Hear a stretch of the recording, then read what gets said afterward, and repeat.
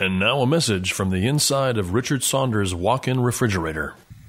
Bloody hell, it's cold in here. The Skeptic Zone, a miracle of technology.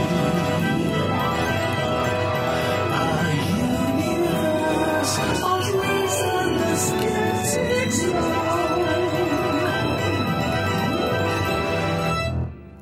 Hello and welcome to the Skeptic Zone, show number 22 for the 20th of March, Friday the 20th of March, 2009, a special in-between sort of show. Today we have an interview with Alom Shaha from the United Kingdom. He's a science communicator, or is he? You'll find out soon. A science teacher who has released a video project onto the web all about the importance of teaching science. He's going to be talking to our reporter, Kylie Sturgis. Then I'll be having a chat with Dr. Karen Stolzno from Australian Skeptics and one of our reporters about her role as the new editor of the Skeptic magazine, followed by a catch-up with Dr. Raichi, where she's going to be commenting on some of the interesting developments she's had with the life wave from last week. So I'll leave you to enjoy the show while I try to get out of this fridge.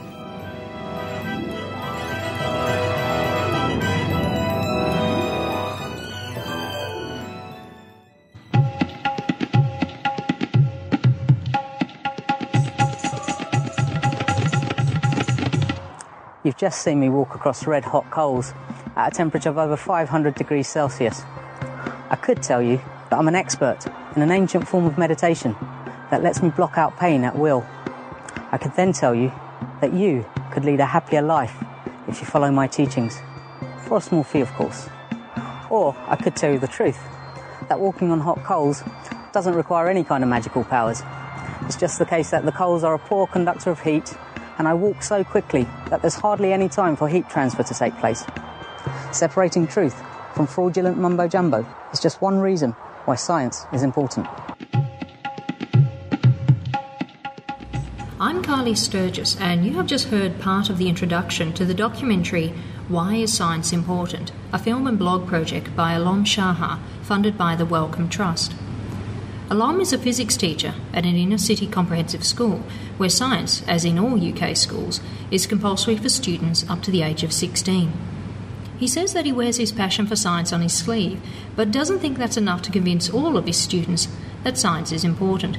Nor does he think, like some in his profession, that the importance of science is implicit in the courses taught, or that it will somehow seep into students' minds after a certain number of hours at school. This led Alom to interview nearly 70 scientists, philosophers and science consultants worldwide in order to answer the question which his students pose in the documentary, what's the point of science? Alom has previously worked as a development producer on several TV programs and films, including Patterns in Nature, Lords of the Ring, about the Large Hadron Collider. He has been recognised with a fellowship from the National Endowment for Science, Technology and the Arts, and you can visit the official site for Why is Science Important at the website www.whyscience.co.uk. Firstly, thank you, Alom, for doing this interview during a very busy school year. How did the documentary Why is Science Important come to be?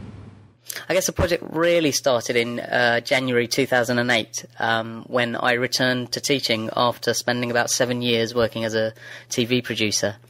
And upon returning to the classroom, I started to feel that my students didn't really know why they had to do science, that there was nothing about the course or about what they were supposed to learn that really conveyed to them why science is absolutely important and why they should learn it.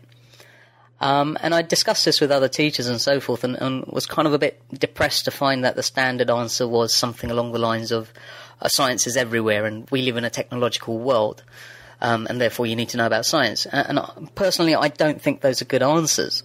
I think, as I say in the film, I think the importance of studying science is that it gives you thinking skills. It gives you a way of looking at the world that is incredibly rich and rewarding, that can help you make better decisions in life and have the intellectual tools to deal with life better I didn't feel that this is the message that was getting through to my students, and I certainly didn't feel that many of my colleagues in the profession were necessarily getting these other ideas about why science is important across to their students.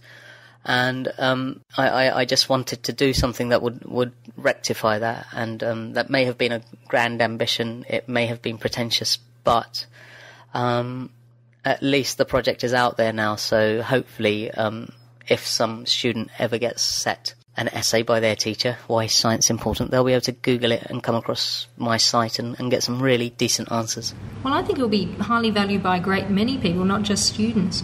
One great element of why is science important are the numbers of contributors to the project, including Drs. Phil Plake, Simon Singh, Susan Blackmore. There's nearly 70 people who took part in it overall, isn't there? There are lots of participants, there were lots of people who contributed to the project, and I was really quite taken aback by the positive response from the science community and all the other people who contributed, and it's been quite overwhelming. And I think that's evidence that this is a question that resonated with people, and that this is a project that people felt needed to be done. At the start of the documentary, you even take it to trainee teachers and reflect upon how, even in the profession of teaching, we need to investigate our own reasons for promoting science literacy. Is that true? I'm terribly conscious that, there might be some people out there who say, who is this guy trying to tell other teachers what they should be doing? But I'm hoping they won't think that, and they'll think that this is a tremendously useful resource that they can point their students to, or that, might help them clarify their own ideas about why science is important. Were there interviewees who particularly surprised you or produced answers that you really liked? Well, one of the first answers I got was from Mark Miodovnik, who's an old friend of mine, and his answer was that science is your mum. Science is part of culture, I think that's what I'm going to say. And so I just don't feel like it's more important than literature, and I don't think it's more important than TV or film, but I think it's as important,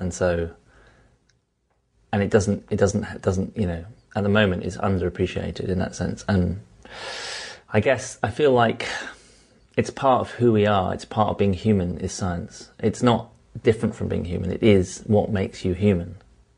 When our ancestors first were trudging around in the mud on a day like today, which is really horrible. I mean, today is when you realise science is important. If we didn't have science, we would all be miserable today. It's cold, it's wet, it's rainy. The fact that we've got heating, buildings, cars to drive around in, buses, that is science. That's it. So part of the importance of science is the fact that, we can't survive in most of the parts of the world without science. That's given us the ability to survive and actually to think higher things, to appreciate poetry, to appreciate literature, to fall in love, to actually live together for someone for 30, 40, 50 years. Science has let us do that. Before this, you had a life expectancy of 30 years, life was brutal and probably quite sublime in that sense. If you enjoy sitting on the sofa watching the telly, it's because that science has allowed that to happen. And so it's a bit like ignoring science and feeling science is kind of irrelevant to you. It's a bit like dissing your mum, It's just like, it's where you've come from. You haven't got to appreciate it, but it is a bit like dissing your mum, and it's a bit rude, isn't it, to diss your mum? You shouldn't do that. And people diss science in the same way, and they really shouldn't do that. It's your mum. It was an intriguing answer, and one that got the project off to a really good start, I felt. One of my other favourites is a cartoon strip by a chap called Victor Poor, which you might need to think about for a little bit, but I think it's an excellent response to the question.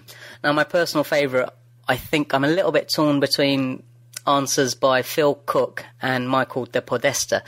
They're both former teachers of mine, so I am slightly biased, but Michael's assertion that science is simply humanity's greatest achievement is something that I think I agree with, and that's why I really like that answer, because he just went out there and said it, and I suspect many of the other respondents wish they had as well. There's a kind of sense that perhaps it makes us sound arrogant to say such a thing, but is it arrogant if it's the truth? Amongst your qualifications, you're also a science writer, and you've produced several films, details of which can be found on the site www.labreporter.com. And you've said in a previous interview that science communication has to be much more than celebrating the wonder of science. What led you to that conclusion? Okay, first I'd like to make clear that the term science communication is a horrible one, and it sounds awful, and my friends laugh at me when I tell them that's what I do. But I think it's an increasingly important activity, and I'll explain why in a minute. When I first started working in this field, science communication was a phrase that was associated with people who went round to schools and demonstrated things with liquid nitrogen, made explosions and things. Now, don't get me wrong, I think there's a place for people like that. They can genuinely help to enthuse children about science, for example. But I have to be honest, I don't think they do much more than that. I don't think people who do these things have a lasting effect. And I believe there's research which confirms my opinion. Now, what I think science communication has to be about in today's day and age is about getting people to understand the kind of social and political implications of science. Now, what do I mean by that? Well, we live in an age where everybody is aware that climate change is happening. Some people may want to be in denial about it, but I think the majority of people understand and appreciate that we have this big problem that we're going to have to deal with. And we're only going to be able to deal with it through using science. Now, the public need to be informed of science in order to be able to make the kind of decisions that we may need to make in the future. And this is a point that came up over and over again in the survey and is covered well in the film. And it's not just global warming, it's things like, how do we make best use of our tax money for medicine? Where should we be prioritising other taxpayers' monies in terms of scientific research? These kind of decisions which every society on the planet needs to be making are based on science, and unless we as science communicators do our best to make sure that people are well informed, we end up with stupid situations like, for example, what we have in the UK at the moment, where people are rejecting the MMR vaccine largely through ignorance. And that's why I think engaging people in this political and cultural issues around science is far more important than saying, oh, look, if you're a scientist, you can make stuff blow up. I think that there's enough people doing that, and I think we need some more grown-up science communicators. And again, I'm sure that makes me sound arrogant, but there you go. You've got several films which can be found online. When I was checking out Why is Science Important on YouTube, I discovered several smaller documentaries. One was called Science is Better Than Magic. Have you investigated the influence of magic tricks in the classroom, and what do you think they contribute to learning? As I say in my video, I'm probably not the only science geek who likes magic. In fact, I always seem to be meeting scientists who are brilliant at card tricks or coin tricks. And I think there's a reason for that, and I think the reason is we like to know how things work. And when you see a really brilliant magic trick, what I do, when I see a really brilliant magic trick, what I do is try to work out how it works. And I get a certain degree of satisfaction from knowing. I think I know enough about magic that I can usually tell how a particular illusion is performed. And that's kind of satisfying, but only up to a point.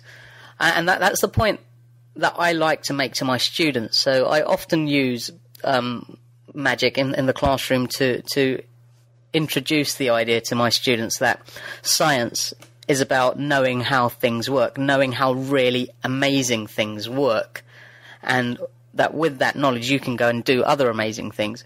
So there's this parallel with science, but with magic rather. So there's this parallel with magic in science, but science is kind of infinitely richer, which may offend some magicians, but I seem to be offending people left, right and centre with my views. So there you go. So yeah, science is better than magic because it's an infinitely richer field of activity.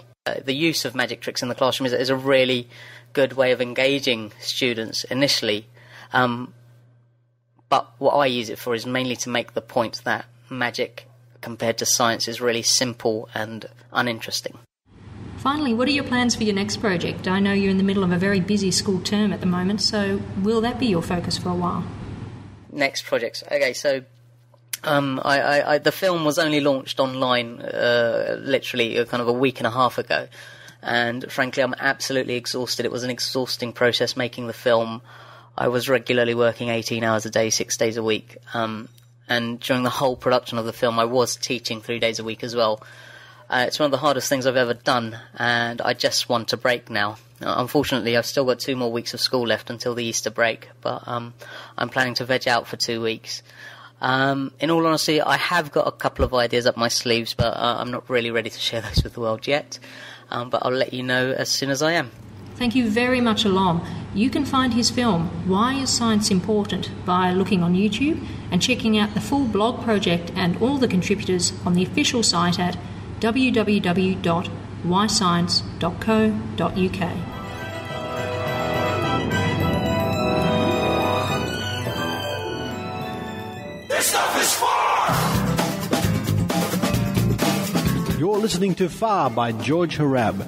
You can find out more about George Harab by visiting his website at www.georgeharab.blogspot.com, where you can even find the lyrics to this song. Try singing along with it.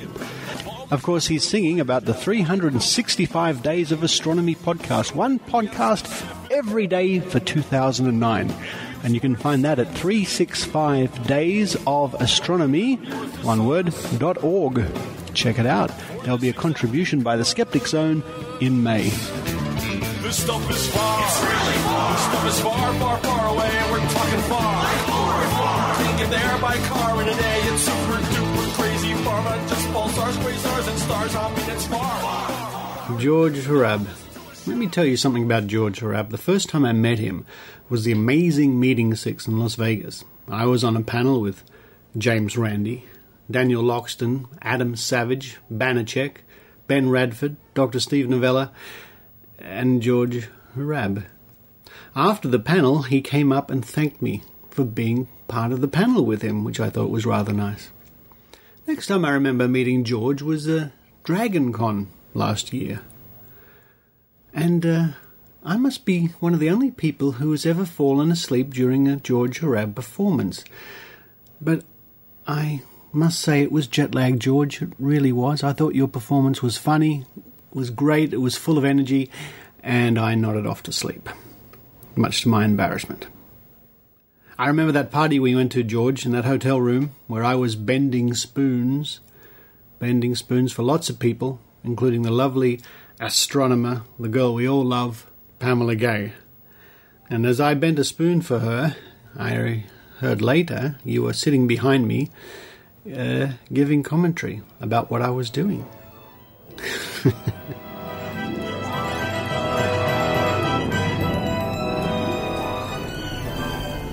Well, I'm here with Dr. Karen Stolzno, reporter for the Skeptic Zone, and more importantly, maybe, editor of the Skeptic magazine. Karen, maybe editor. People have been raving about the Skeptic magazine. Can you tell us a little bit more about it? We've been receiving so much positive feedback about the magazine, the new look of the magazine, the new content as well. So just keep sending your feedback in. Tell me what you want, and I might listen. You might. I might. I'm the editor. I've got the final say.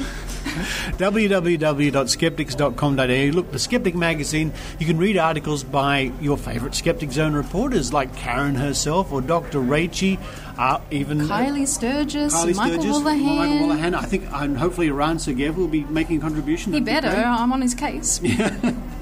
So, and lots of other people who are involved in the Zone also help make the Skeptic magazine. It's a great magazine, one of the best skeptical magazines in the world. www.skeptics.com.au. Subscribe today. And I tell you what, you people listening in the United States, the Australian dollar has tanked. It's dived. It's doing the Australian crawl. It's gone to the bottom of the pool. So if you buy something from Australia at the moment, it's dirt cheap. It's getting better and better all the time.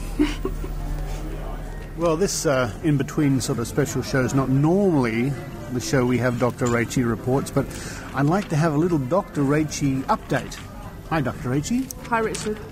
Last week's episode was Life Wave Patches. Yeah, actually, can you not disturb me? I'm reading Living Now, the Health and Wellbeing Free Holistic magazine. Oh, sorry. There's some very interesting stuff in here, actually. In fact, sorry, you just mentioned Life Wave to me. Yes. Yeah, you were just having a look at Nova. Nova magazine, folks. That's your favourite. Oh, it is. It's a free magazine here in Sydney and most of Australia. It's quite a big publication, physically big. It's free, as I've just said. And it's chock-a-block full of woo, isn't it? Yeah, it's Australia's holistic journal, it's touted as. It says here that it's 138,000 copies are distributed monthly free. I wouldn't doubt it. It's full of advertising. Anyway, what I was going to say is, since you mentioned advertising, I came across an ad in here for LifeWave patches. Richard. Oh, there it is. There it is, right here. On page number 9. Page 9, yeah. New breakthrough patch technology that will revolutionise the wellness industry. Isn't that amazing? So you wanted to ask me about an update? The reaction you have received from not only doing your doctorate on LifeWave, but the blog.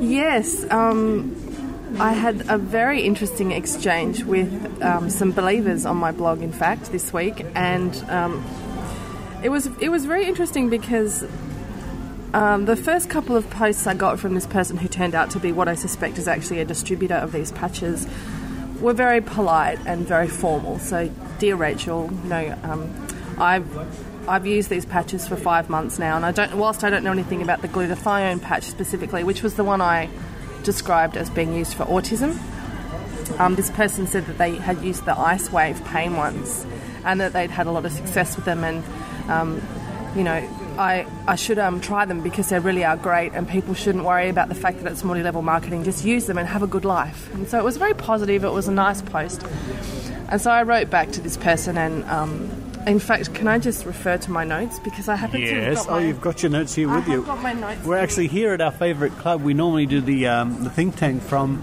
We're here tonight. It's a Tuesday night. We're here for trivia, and last week we won, so we're quite optimistic.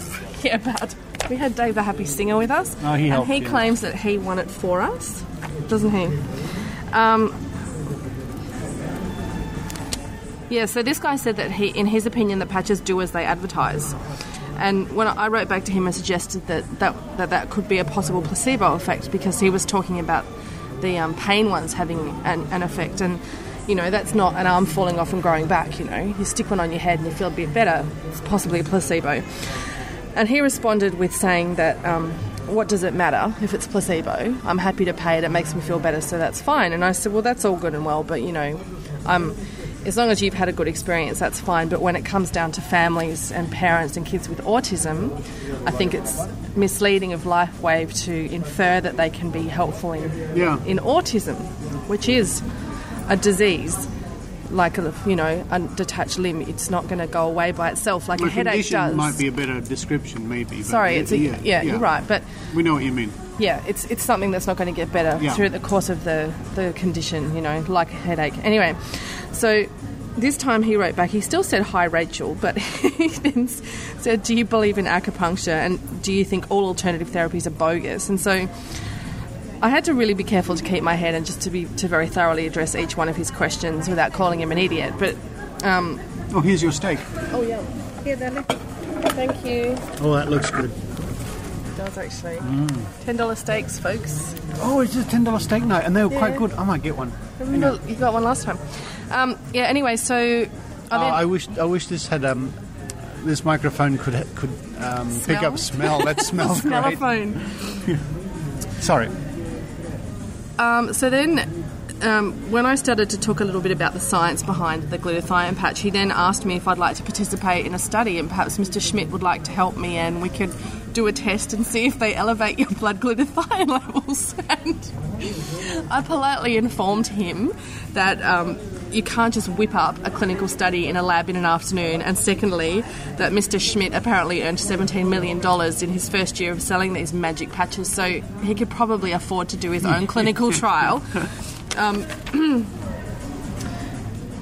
he didn't like that. He then started to go with a big pharma conspiracy angle and said, well, you're saying you want peer-reviewed science. Well, are you too good for this? You don't call him one of your peers just because he's not a doctor. And what peer-reviewed stuff do you read that's not big pharma? And it must be, this whole stuff. Yeah.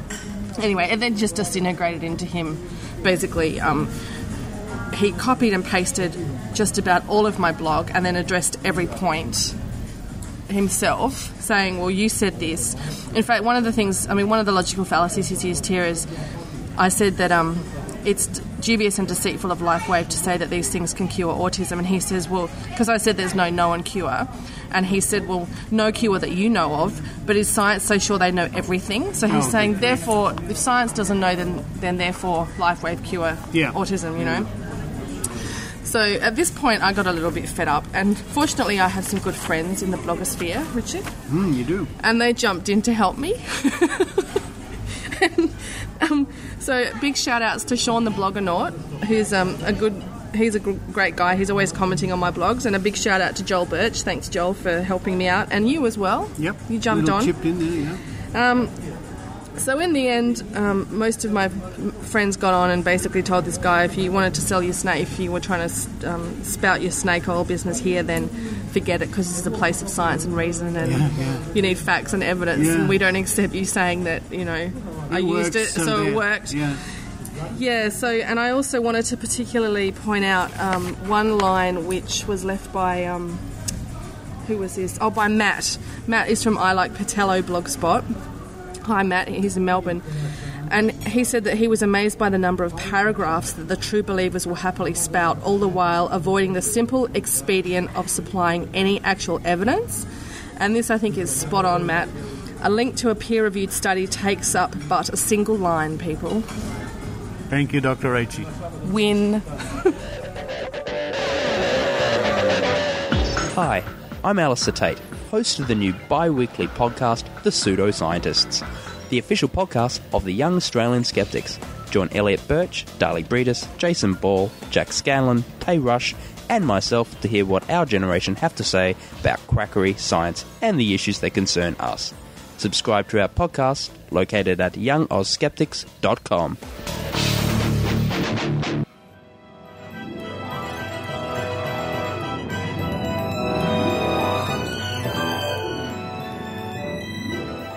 Well, thanks for listening to the Skeptic Zone, show number 22. And try as I might, I just can't get out of this fridge, George. I don't know what I'm going to do. Never mind, I'm sure your socks will keep me warm. Join us next week for Skeptic Zone number 23 with Dr. Raichi Reports, the Roundup with Michael Wallahan, Grain of Salt with Iran Segev, and the ever-popular Think Tank, where we get to drink lots of cheap champagne.